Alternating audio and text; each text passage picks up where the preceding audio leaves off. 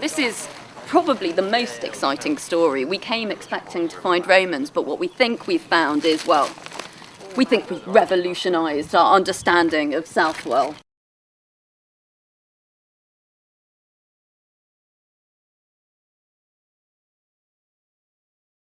Yeah, that's Roman. It's really poor quality pottery, this one. It looks like a very coarse ware, but we've been finding quite a lot of this. But there is also some really nice bits. What have you got there, Poppy? We've got the bottom of something here, but this bit's more interesting. It's got a bit of decorators rim on it. And we've got another piece. And is that Roman? Yes. Yep, it's all Roman. Yes. And we've got another piece. Is this the kind of thing you expected to find, as much Roman material as this, or is this a surprise? Well, actually, we were expecting to find Roman absolutely everywhere because we know that there's this big, important Roman settlement, but everywhere we've been digging, actually, we haven't been finding that much. So this is what we were expecting to find.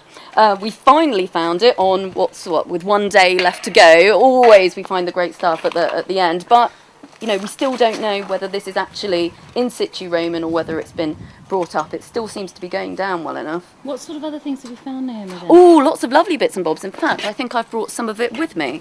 Let's have a look here.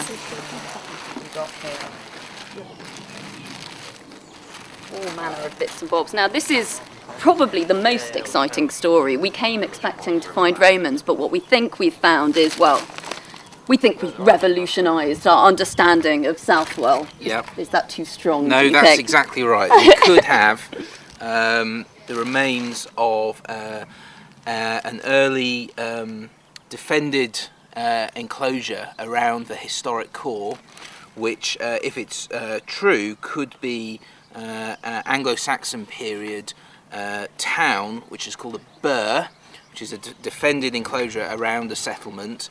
We've got on the historic maps of the town remains of banks and ditches in certain parts still surviving above ground. There's one there, there's some banks and ditches on this line. We're not quite sure where the other boundaries might be, and that's something we can test in the future. In a test pit here, we came down upon a ditch which may be associated with this big bank. And from that we had some very interesting and exciting finds. And these are them. Let's have a look at some of them. So, as Chris is saying, we brought the test pit down and it landed on what appeared to be a ditch. And from some of the fills of this ditch we found all manner of bits and bobs. So here is some fairly modern pottery, but in the same context we have bits of Roman mortaria. This is the same stuff that we had in Malcolm's garden here, another example of this kind of wide-rimmed pottery. But as we went further down, you can see that there are bits of medieval in there, so this is all looking quite commingled. But when we get down into some of the earlier deposits, we have some of this stuff, which looks fairly miserable and unimpressive, but it's actually quite exciting because it represents for us what's really the missing link in Southwell. We know we've got this important Roman settlement, we know we've got this really important medieval minster, but what we don't really know that much about is what happens in between the two. And this pottery dates to that period, and we think probably this has ended up in the ditch when it was cut through the cemetery that we believe that there is. There's a cemetery in this location here that's been discovered in older excavations. Again, probably Anglo-Saxon in date. So we're starting to get hints of settlement activity, structures, which might be tying the history of Southwell from the Roman site to the medieval Minster site, which still stands today as a very impressive monument in the town.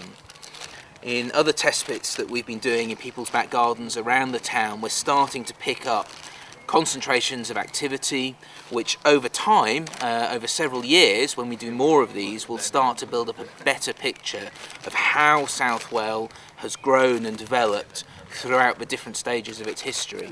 Now you probably can't wait to come back, can you? No, we can't wait, actually, and already we've been talking to various landowners, and in fact Malcolm has already said that if this turns out to be Roman, we're digging his back garden next year. We're all coming back. We want to put in trenches just to prove, as Chris has been saying, do we have this bank and ditch of the burh?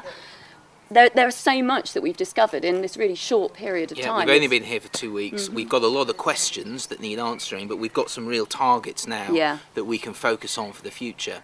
And the people of Southwell have been really excited and really welcoming. They're laying their gardens open for students to come in and dig holes, and they're very interested in what we're finding. They're very keen that we come back and continue the work. So we're really excited that we should have the opportunity to do that.